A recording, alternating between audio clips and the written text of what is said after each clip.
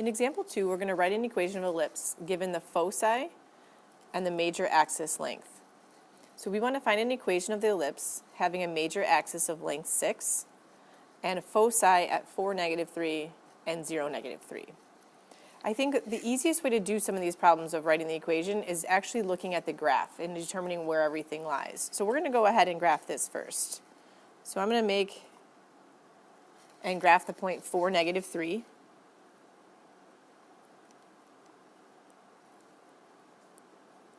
Which is right here. And again, that's one of my foci, so I'm going to label that with an F. And the point 0, -3. Point 0, -3 is right here. And again, that's my other foci. If I take a look up at the top, so thinking about where my foci lie back to back, or horizontally. If I go back up to the top and I look at my pictures in my equations, I can see that in my first equation, the one on the left, my foci are horizontal. On the right, my foci are vertical. So that will help you determine which equation you're going to be using. So we can tell right now that we are going to be using this first equation. The other thing that we can see here is that our center is directly in the middle of our two foci. So that will help us determine where our center is. So let's go and do that first. So if we come back to our problem, in order to find the center, we're going to find the midpoint of our two foci. So your midpoint formula tells you to add the two together. So we do 4 plus 0, add those x's, and divide by 2. And then we're going to add the y's and divide by 2. You could notice that both of the y's are -3. So you wouldn't have to go through and add and divide, but if you don't see that, you can always go through the formula. So if I have 4 plus 0, that's 4, and 4 divided by 2 will give me 2. And then I have -3 plus -3, which is -6, divided by 2 is -3. So like I was saying before, if those two numbers are the same, there is no need to go through this formula part. It should always come out to be that same number. But if you forget or you want to go through the formula just to make sure, you can always do that. By knowing my center, I know my h and my k values. So I know this is h and I know this is k. The other thing that I need in order to write my equation is I need to know my a and my b values. So in order to find my a and my b values, the first thing that I can notice is that I'm given the major axis is a length of 6. If we scroll back to the formula up on the top here, again, we figured out that we are in the left equation here due to our picture of our foci being horizontal. The major axis is the horizontal length, and that's 2 times a. So if I know the major axis is 2 times a, I can go back to my problem here, and I'm given that the major axis is a length of 6. So I know that 2a is equal to 6. And if I divide both sides by 2, I know that a is equal to 3. So I have h, I have k, I have a. The last thing I need is the b value. In order to find the b value, I can take a look at finding the c value first in this case.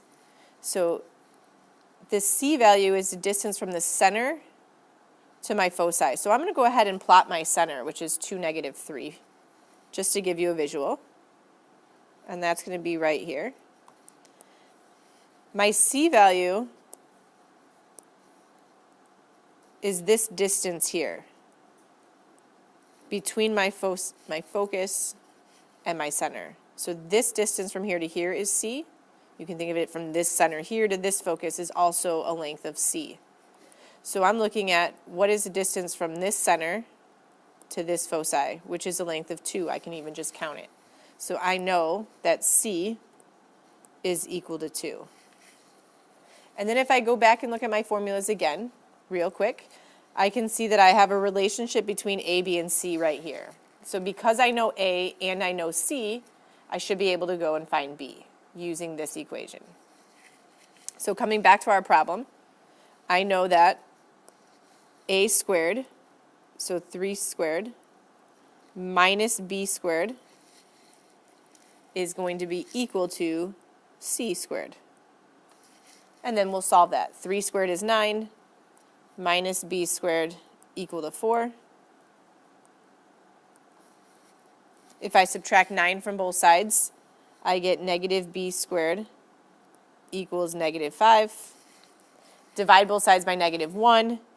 I know b squared is equal to 5. And so then I could go ahead and take the square root of both sides, and I know b is equal to the square root of 5. Now that I know my a, my b, and my h and my k, I can go ahead and write my answer out. So my answer is going to be x minus the h value, which is 2, and that's squared, plus y minus my k value, which is a negative 3. Subtracting that negative makes this a positive 3, and that's squared. Because I'm using the formula on the left, the a value is going to be bigger underneath the x's. So this is going to give me 9. And then my b squared, so remember b is square root of 5. If I square the square root of 5, I get just 5 for underneath here. And this whole thing is equal to 1. Next, I would like you to do a try this. So you can pause this now and unpause it when you're ready to check your answer.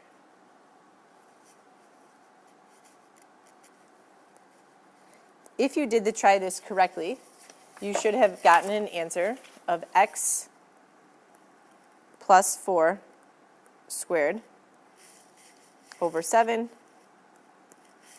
plus y minus 2 squared over 16 equal to 1. Let me know if you have any questions.